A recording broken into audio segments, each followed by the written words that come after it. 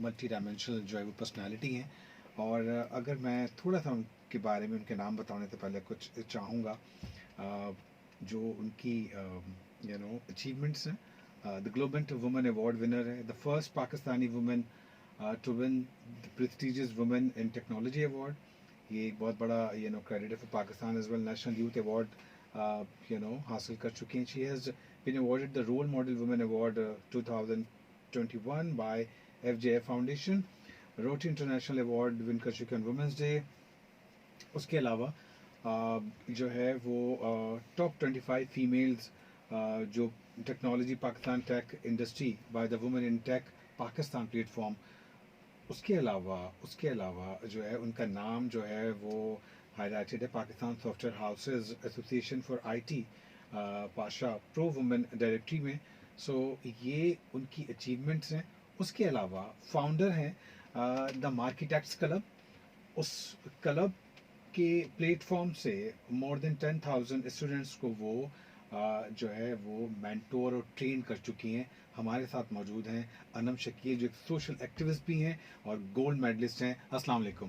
वालेकुम अस्सलाम। Thank you very much, आपने टाइम निकाला और आप शो के लिए आई। आई एम रियली ऑनर्ड, आपने मुझे इनवाइट किया इस शो के लिए। और मैं उम्मीद करता हूँ मैंने कोई चीज़ छोड़ी नहीं होगी, सब कुछ मैंने शायद बता दिया होगा आपके बारे में। वो बाकी तो आप बताएंगी, लेकिन जो हाइलाइट्स थे वो। हाँ बिल्कुल, आपने बता दिया। एक ज़बरदस्त सी अचीवमेंट जो पाकिस्तान का नाम रोशन करने के लिए मुझे और हासिल हुई जी। वो ये थी कि दुनिया भर से जो है वो 5 ख़वातीन को इंटरनेशनल वुमेन्स डे 2021 में इनवाइट किया गया था कि वो अपने मुल्क के बारे में बात करें। और हार्वर्ड बिजनेस स्कूल ऑनलाइन की तरफ से ये जो है वो स्पीकर सेशन जो है वो किया गया था, जिसमें मैं पाकिस्तान को रिप्रेजेंट कर रही थी। तो अगेन ये बहुत बड़ी अचीवमेंट। यस, व्हाई नॉट, बिल्कुल बिल्कुल। Anam, because you are doing माशाल्लाह से सो मेनी थिंग्स। और अगर हम बात करें तो हम उसको एक मल्टी डायमेंशनल और मल्टी टैलेंटेड पर्सनालिटी के अम्ब्रेला में लेते हैं, right. So start from the social activism जो आपने शुरू किया। पहले तो अपनी आई वुड से कि थोड़ी सी क्वालिफिकेशन के बारे में हमें बताएं कि व्हाट यू हैव डन। आपने माशाल्लाह से गोल्ड मेडलिस्ट हैं, तो वो क्या आपकी डिग्री है और उस बारे में बताएं। फिर हम सोशल एक्टिविज्म के बारे में आपसे कुछ सवाल करेंगे। बिल्कुल, मैं आपको सबसे पहले तो ये बताऊंगी कि मेरी फैमिली का बैकग्राउंड क्या है, क्योंकि Right. ये बहुत इंपॉर्टेंट है। जी प्लीज बताइए। मेरी फैमिली में जो है वो मेरी अम्मी और अब्बू जो हैं वो बहुत ही अनसोशल से लोग थे, जो कि जिनके कोई फ्रेंड्स नहीं होते, जिनका कोई फ्रेंड सर्कल नहीं होता। लाइक अम्मी is purely housewife and dad is into the job, बस दैट्स इट। कोई फ्रेंड सर्कल नहीं है उनका। So I am the eldest one in my family and I have a younger brother. तो अब ये 4 लोगों की फैमिली है, इसमें से 2 लोग बिल्कुल अनसोशल हैं, तीसरा छोटा है तो वो आपको कुछ गाइड नहीं कर सकता है। सो आपने जो डिसीजंस अपनी लाइफ में लेने हैं वो खुद लेने हैं, और पढ़ाई से रिलेटेड हों या आगे फिर फर्दर करियर वाइज हों, वो सारे आपकी अपनी रिस्पॉन्सिबिलिटी हैं। अगर आप अच्छा करते हैं तो भी उसका क्रेडिट आपके पास है, और अगर कोई ऊंच नीच होती है उस डिसीजन में तो भी आप ही रिस्पॉन्सिबल हैं। ट्रू। सो मेरी रिस्पॉन्सिबिलिटी यहाँ से शुरू होती है कि अब मुझे यूनिवर्सिटी में एडमिशन लेना है, तो किस यूनिवर्सिटी में। Obviously I tried. Did you feel at that point कि काउंसलिंग का फुकदान है? जैसे आपने कहा घर में भी कोई नहीं था बताने वाला, और जो हर बच्चे पे शायद गुजरती है। मुझे अगर पता है इंजीनियरिंग के बारे में तो मैं सिर्फ उसकी बात कर सकता हूँ, लेकिन अगर उस बच्चे को वो करना ही नहीं है तो मैं कैसे उस पर वो मुसल्लत करूँ। और जैसे आपने भी कहा जब यूनिवर्सिटी जाना था तो मेजर्स क्या होने चाहिए, कौन सा सब्जेक्ट लेना चाहिए, कौन सी टेक्नोलॉजी में जाना है, कौन सी फैकल्टी में जाना है, तो आपने कैसे उसको चूज़ किया? सो यहीं से जो है ना वो आपकी लाइफ के ट्विस्ट और टर्न्स शुरू हो जाते हैं सबका मोस्टली। हाँ, सो आपने बिल्कुल ठीक कहा कि ये सिर्फ जो फुकदान है ना वो यहीं से नहीं है, ये तो आपके करियर के साथ साथ चलेगा ऑन एवरी सिंगल स्टेप। और मेरी स्टोरी इस ही जो है वो स्टेप बाय स्टेप जर्नी से जुड़ी हुई है कि किस तरीके से आप अपनी लाइफ में डिसीजंस लेते हैं। और मुझे लगता है कि जितने भी प्लेटफॉर्म्स पे मुझे बात करने के लिए बुलाया जाता है, उसमें जो सबसे अच्छी बात मुझे अपनी लगती है वो ये कि मैं वहाँ जाकर अगर अपनी जर्नी शेयर करती हूँ तो बहुत सारे लोगों को एटलीस्ट ये इंस्पिरेशन मिलेगी कि अगर ये एक लड़की कर सकती है तो हम क्यों नहीं कर सकते। सो ये चीज़ें अपनी लाइफ में कि सिर्फ ये ब्लेम करना या विक्टिम फील करना कि यार I don't have somebody to guide me, this is not the way. Hmm, ठीक है, अगर आपको जिंदगी के नशीबो फराज देखने को मिल रहे हैं तो ये आपकी स्ट्रेंथ है। you're आप right. इनको कभी भी ये ना समझें कि ये आपको बैकवर्ड लेके जा रहे हैं, बल्कि ये आपको हमेशा आगे लेके जाएंगे, क्योंकि आपको अपना रोड मैप आपने खुद डिजाइन किया होता है। ठीक है. सो अब आपने यूनिवर्सिटी डिसाइड करनी है तो उसमें आपको ये हेल्प आउट हो जाता है कि जब मुझे मेरी फाइनेंशियल कंस्ट्रेंट्स का मालूम था कि I belong to a middle class family, so I can not afford private universities. तो सबसे पहले तो एक ये चीज़ क्लियर हो गई मुझे कि मुझे एक पब्लिक यूनिवर्सिटी में एडमिशन लेना है। देन जब आप केयू की बात करते हैं कि हमारी कराची यूनिवर्सिटी के अंदर 52 डिपार्टमेंट्स हैं, now which department to choose. So अब क्वेश्चन आ जाता है कि आपके टीचर्स का क्या रोल है। सो आपके बहुत सारे इंस्टीट्यूट्स हैं जो आपको प्रेप्स करवा रहे होते हैं इन एग्जाम्स के लिए कि आप यूनिवर्सिटी में जब एडमिशन लेंगे तो आपको कौन से जो है वो क्वेश्चन आंसर्स देने होंगे। सो मुझे मॉर्निंग का टेस्ट देना था ऑब्वियसली। सो मेरे टीचर ने मुझे गाइड किया, मैं वन ऑफ द इंस्टीट्यूट गई, उन्होंने मुझे गाइड किया कि ना वहाँ पे ऐसा करें कि आप या तो बीबीए ले लें या बीपीए ले लें, और साथ में आप लास्ट ऑप्शन में बीकॉम भी लिख कर आ जाइएगा। तो ये 3 ऑप्शंस हैं जो कि सूटेबल हैं और ये आजकल ट्रेंड में भी हैं और इजीली आप इनको क्लियर भी कर लेते हैं। क्योंकि obviously I don't have any option to discuss with, तो मैंने बोला ठीक है, इट्स फाइन। मैंने बीबीए बीकॉम और बीपीए के लिए अपना फॉर्म फिल आउट कर दिया और ठीक है. मैंने मॉर्निंग का टेस्ट दे दिया। अनफॉर्चुनेटली मैं मॉर्निंग के टेस्ट में हो गई फेल। ओके. सो उसके बाद मुझे थोड़ा सा डिमोटिवेशन हुई कि अब तो चांस नहीं है मेरे पास कि मैं केयू में एडमिशन लूँ। बट देन थोड़ा सा रिसर्च किया तो मुझे पता चला कि आपकी इवनिंग में आपकी परसेंटेज के ऊपर हो जाता है, बट उसमें थोड़ा सा आपकी जो फीस होती है उसमें थोड़ा सा डिफरेंस होता है। तो आई सेड कि ठीक है, अब उतनी तो अफोर्ड कर ही लेंगे, अब कर लेते हैं। तो वो फिर वहाँ से जर्नी शुरू होती है। और सबसे इम्पोर्टेंट बात जो मैं यहाँ पे कहूँगी कि टीचर्स का जो रोल है ना आपकी लाइफ में, वो बड़ा इंपॉर्टेंट है। आपको लाइफ में अच्छे टीचर्स और कॉर्पोरेट लाइफ में अच्छे मेंटोर्स अगर मिल जाएं तो फिर आपकी जर्नी बड़ी आसान हो जाती है। True. And that is why I am the social activist, कि मुझे लोगों को गाइड करना और उनकी काउंसलिंग करना कि जिन जिन छालों जिन जिन रास्तों पे हम आप चल के चले हैं और हमें जो छाले पड़े वो हमारे आने वालों को ना हो। ऑब्वियसली उनको ना हो, बिल्कुल बिल्कुल आपने सही कहा. और ये बहुत ही इम्पोर्टेंट बात है काउंसलिंग. और मैं तो इस मामले में थोड़ा सा और पीछे जाना चाहूँगा. राइट, आप ये वो वाला एरा है जब आप 8th ग्रेड पास करते हैं और आप 9th में जा रहे होते हैं. वहाँ पे आपको एक्चुअली जब आप बिल्कुल कंफ्यूज होते हैं और आपकी एज भी कम होती है तो आपको बिल्कुल समझ नहीं आ रहा होता. आपके दोस्त आपको अलग एक तरफ घसीट रहे होते हैं. आपके कजन्स कहते हैं ये चल रहा है, ये ले लो. आपके अम्मा अब्बा कुछ और बता रहे होते हैं, लेकिन आप सबसे ज़्यादा कंफ्यूज वहाँ पे होते हैं. तो जो आपने बात की कि आप ये जो टीचर्स हैं और आपके जो उस्ताद होते हैं उनका बहुत बड़ा रोल होता है. लेकिन है ना, डू यू एग्री कि हम जिन स्कूल्स में पढ़ते हैं उसमें जो हमें लोग पढ़ाते हैं वो जो भी प्राइवेट स्कूल से मैं बात कर रहा हूँ, छोटे बड़े सब उसमें मौजूद हैं.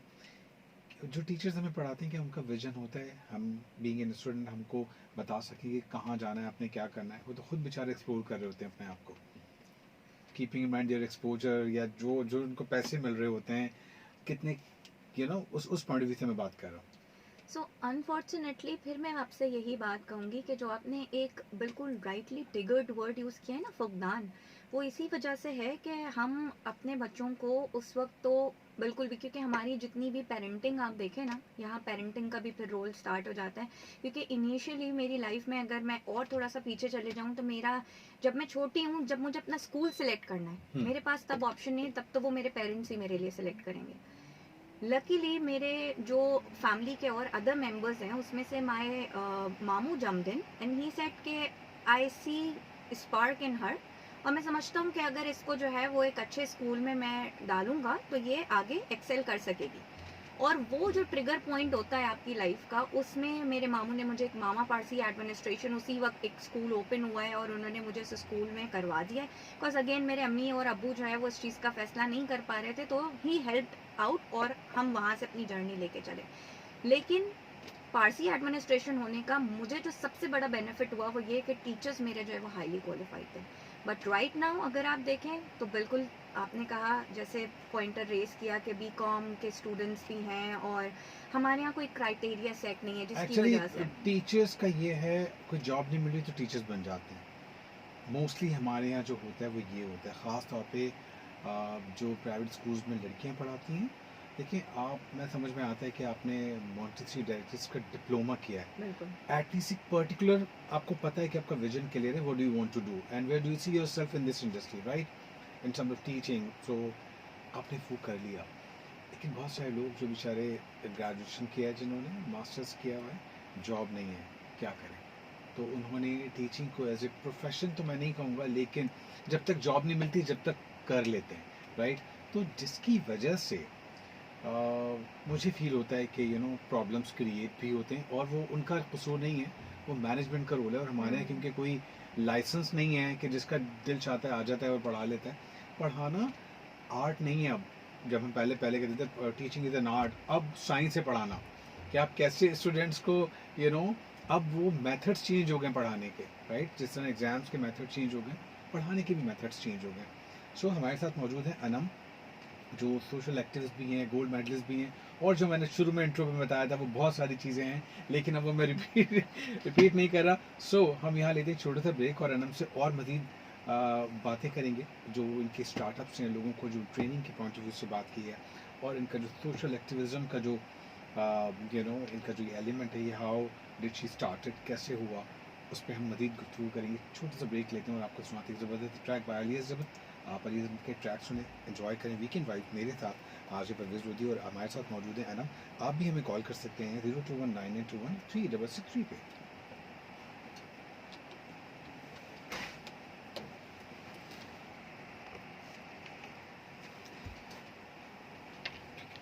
Welcome back, hope you enjoy this track by Ali Azman.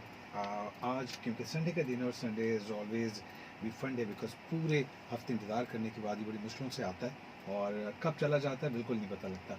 सो बिल्कुल इसी तरह है, और अब क्योंकि 6 बज चुके हैं और 6 बजने वाले हैं, और शाम का टाइम होता है, तो हम सब कोशिश करते हैं कि रूट्स पे निकल आएँ, और थोड़ा सा जो भी अपना काम है दिन भर ज़रा देर से सो के उठते हैं संडे के दिन, और ज़रा फैमिली के साथ इंजॉयमेंट भी काफ़ी रहता है, और कुछ अपने पेंडिंग से काम होते हैं उसको भी निपटाते हैं। और शाम का टाइम है, जब आप घर से बाहर निकलने की कोशिश करें, आप अगर रूट्स पर हैं तो ज़रा ट्रैफिक आपको मिलेगा, क्योंकि छुट्टी का भी दिन है, तो प्लीज़ अपना मूड ऑफ मत करें, रुक जाएं थोड़ा सा, 30 सेकंड, 40 सेकंड, 1 मिनट, 2 मिनट, इससे ज़्यादा की देर नहीं लगती, right. So don't be in hurry. और आपके साथ जो लोग बैठे होते हैं, आपके मूड की वजह से, यू कैन नॉट बिलीव, उनका भी मूड ऑफ हो रहा होता है। पता है, अगर वो कुछ इन्जॉय करना चाहते हैं नहीं कर सकते, बिकॉज आप गुस्से में आ रहे होते हैं, क्योंकि आप गाड़ी चला रहे होते हैं। सो प्लीज़ मेक श्योर कि अगर आपको ट्रैफिक मिले तो अपना मूड अच्छा रखें, अपनी फैमिली के साथ इंजॉय करें, उनके साथ हंसी मजाक करें, और पता भी नहीं चलेगा टाइम जो है वो जल्दी से गुजर जाएगा। लेकिन एक बात का बहुत ख्याल रखें कि सीट बेल्ट के बगैर गाड़ी ना चलाएं, और अगर आप मोटर बाइक चलाते हैं तो हेलमेट के बगैर गाड़ी ना चलाएं, because most of the accident जो रोड्स पर होते हैं मोटर बाइक वालों के, वो हेड इंजरीज की वजह से होते हैं। सो अपने आप का बहुत ख्याल रखें। हमारे साथ मौजूद हैं अनम शकील, जो सोशल एक्टिविस्ट भी हैं, गोल्ड मेडलिस्ट हैं, और बहुत सारे काम करती हैं, मल्टी टैलेंटेड पर्सनालिटी हैं। यहाँ हम लेते हैं छोटा सा अदान का ब्रेक, और ब्रेक के बाद हम वापस आते हैं, अपने शो को कंटिन्यू करते हैं, जिसका नाम है weekend vibes. So keep enjoying weekend vibes only on simple FM 88.6।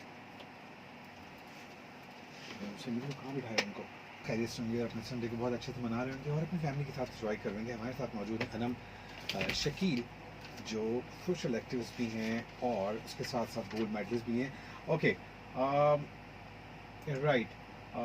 इतने सारे अवार्ड्स लेने के बाद मुझे थोड़ा सा अनम बताइए, ये जो आपका you are the founder of the club, the marketects club, ये क्या करता है, और इसका ख्याल आपको कैसे आया बनाने का?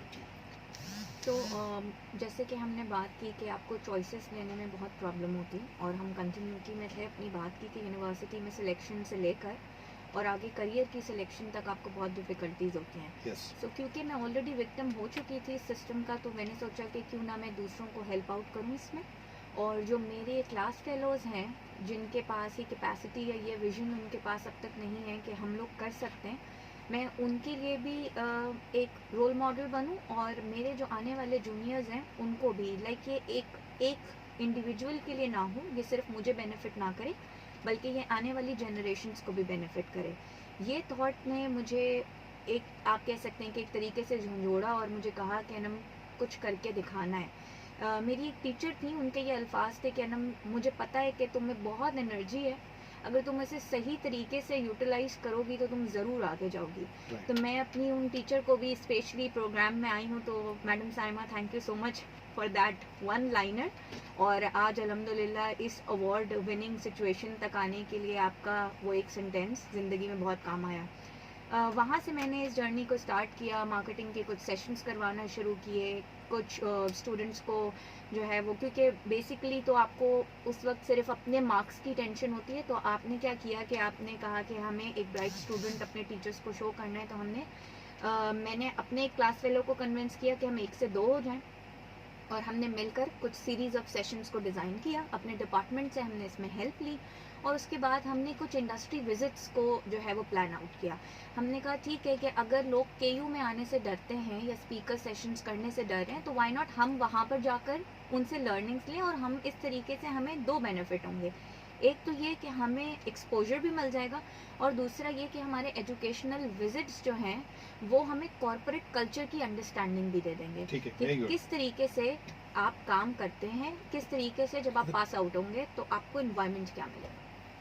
So this was the point जहाँ से आपका सोशल एक्टिविज्म स्टार्ट होता है, और फिर सो ऑन आप इसको कंटिन्यू करते हैं, क्योंकि आप जब पास आउट हो रहे हैं, by the end of the time आपने रियलाइज किया कि ये सिर्फ आपकी यूनिवर्सिटी का तो इशू ही नहीं है।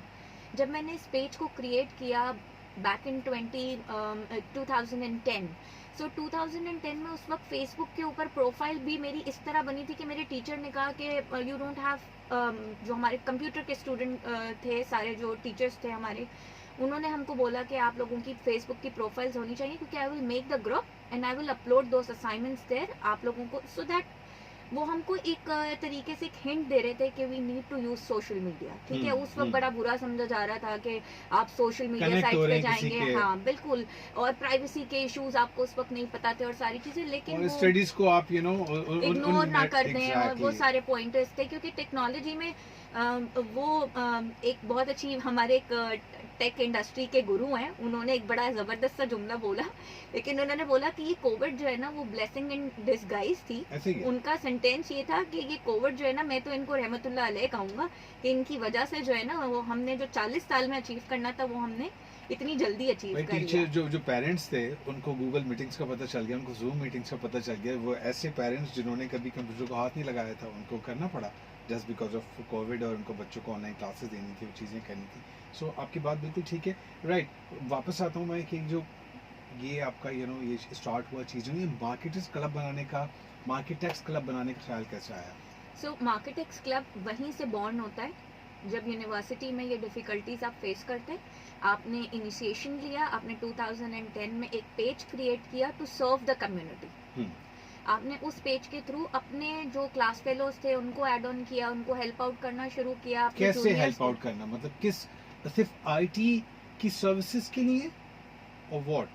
नो, इसमें सिर्फ डिजिटल का रोल इतना था कि आपने एक पेज जो है वो क्रिएट किया बिकॉज आपको एक ब्रॉडर ऑडियंस रिक्वायर्ड थी। For what? For this career counselling purpose. ठीक है, आपको गेस्ट स्पीकर को रीच आउट करना है तो आपको लिंक्डइन की जरूरत है।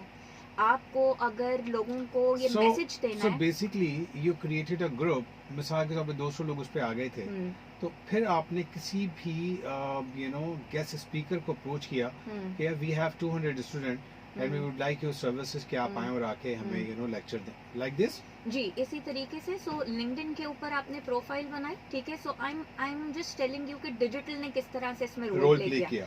फेसबुक का हमने पेज बनाया जिसपे हमने अपनी अपडेट्स डालना शुरू की कि यूनिवर्सिटी में आज ये सेशन हुआ है, कराची यूनिवर्सिटी के अंदर आज ये सेशन हुआ है, मार्केटिंग के जो गुरु आए थे उन्होंने आज ये लेसन दिया है, उसकी पिक्चर्स अपलोड की, उसका कंटेंट अपलोड किया।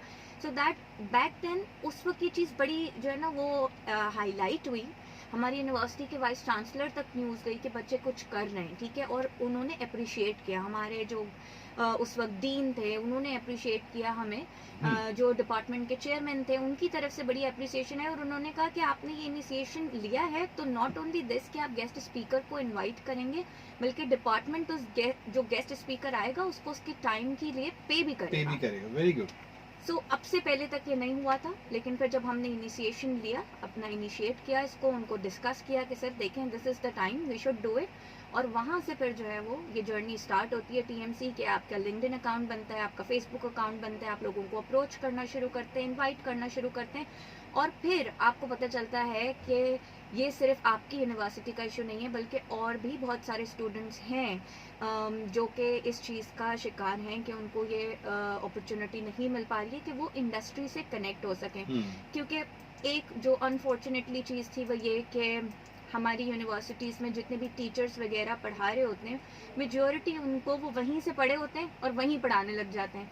तो उनका वो एक्सपोजर नहीं होता इंडस्ट्री का। जब इंडस्ट्री का एक्सपोजर नहीं होगा तो वो मुझे ये बताएंगे ही कैसे कि इंडस्ट्री में जाना कैसे, वो मुझे वही नॉलेज देंगे। और अनफॉर्चुनेटली मैं आपको बताऊं, मुझे मेरे सीनियर्स से जब मैंने बात की, तो जो सालों से कंटेंट टीचर जिस तरह पढ़ा रहा था ना, जब मेरा पेपर आया तो मुझे लगा कि ये पेपर तो मैंने पहले से देखा हुआ है, क्योंकि वो जो कंटेंट प्रीवियसली पढ़ाया गया था वही कंटेंट मेरे भी पेपर में था। डिजाइन एक चीज होती है जिस पे फोकस ही नहीं है हमारे। जो उर्दू की किताब मेरे अब्बा ने शायद पढ़ी होगी, वही मैंने भी पढ़ी। सो जो एक कोई भी चीज़ होती है उसकी शेल्फ लाइफ होती है, और आप पर्टिकुलर टेक्नोलॉजी की बात करते हैं, रैपिडली चेंजेस हो रही हैं, रैपिडली, और इतनी फास्टली चेंजेस होते हैं कि आपको बिल्कुल ऐसा लग रहा होता है कि यार आप शायद आउटडेटेड ना हो जाएं 2 महीने बाद, अगर आपने ये ऐप नहीं सीखी, आपने ये सॉफ्टवेयर नहीं लर्न किया, या आपने ये टेक्नोलॉजी को अडॉप्ट नहीं किया। तो बिल्कुल इसी तरह है जो आपने कहा, राइट। उसके अलावा थोड़ा सा बताएं कि जो आपको ग्लोबल वुमेन अवार्ड आपने विन किया, सो उसकी क्या डेमोग्राफिक्स होते हैं, कैसे ये मिलता है, और आपको ये अभी मिला इंशाल्लाह मतलब 2021 में। हम एक छोटा सा ब्रेक लेते हैं, और ब्रेक के बाद हम आपसे जानेंगे कि इस अवार्ड के बारे में, और आपकी जो और अचीवमेंट्स हैं, जो नेशनल यूथ अवार्ड है आपका, उसके बारे में भी, और रोल मॉडल वुमेन अवार्ड। सो यहाँ लेते हैं हम एक छोटा सा ब्रेक, और ब्रेक के बाद हम अपने शो को कंटिन्यू करेंगे। और हमारे साथ मौजूद हैं अनम शकील। अनम से हम मज़ीद जानेंगे इस हवाले से कि उन्होंने जो इतनी सारी अचीवमेंट्स हैं उनको टाइम किस तरह से मिलता है इन तमाम चीज़ों के लिए, और उसको वो कैसे कोप अप करती हैं, और टाइम को कैसे मैनेज करती हैं। इन तमाम सवालों के जवाब हम जानेंगे एक छोटे से ब्रेक के बाद। और ये आप ये गाना एंजॉय करें सज्जाद अली का तुम नाराज़ हो। हम किसी से नाराज़ नहीं, और आप भी अगर नाराज़ हैं तो नाराज़गी को ख़त्म करें, बिकॉज आज संडे है, और Sunday always be a fun day. Enjoy this track and keep listening weekend vibes only on simplest FM 88.6। Right जी।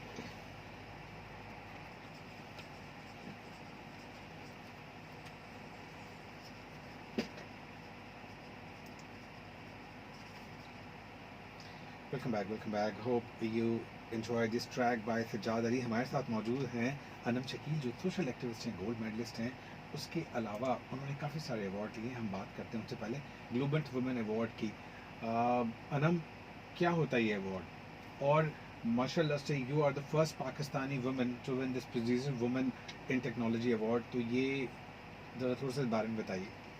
अच्छा, तो हुआ ये कि ये अवार्ड अनाउंस हुए थे सितंबर में, इनका पूरा प्रोसेस था।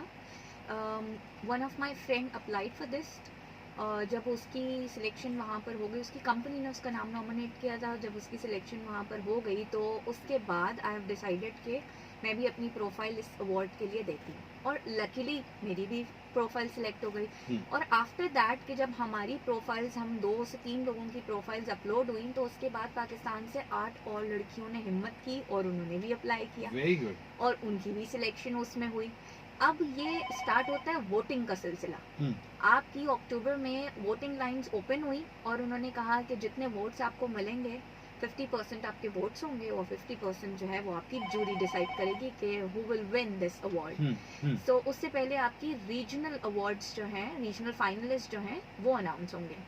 अच्छा, अब ऑब्वियसली मैं आपको बता दूं कि पढ़ाई जो है वो मेरी सीएस की नहीं है। बहुत सारे लोगों को ये इंप्रेशन होगा कि मैंने टेक्नोलॉजी, बार बार वर्ड यूज कर रहे हैं, वुमेन इन टेक। सो मेरा टेक्नोलॉजी से कोई रिलेशनशिप इस सेंस में नहीं बनता कि मेरी पढ़ाई कोई सीएस की है, या मुझे लैंग्वेजेस जो हैं वो सीएस आती हैं कंप्यूटर साइंस की, कि मैंने कोई सी शार्प पढ़ा हुआ है, या जो जावा स्क्रिप्टिंग की हुई, नहीं, ऐसा नहीं है। टेक्नोलॉजी इंडस्ट्री में मैं काम करती हूँ।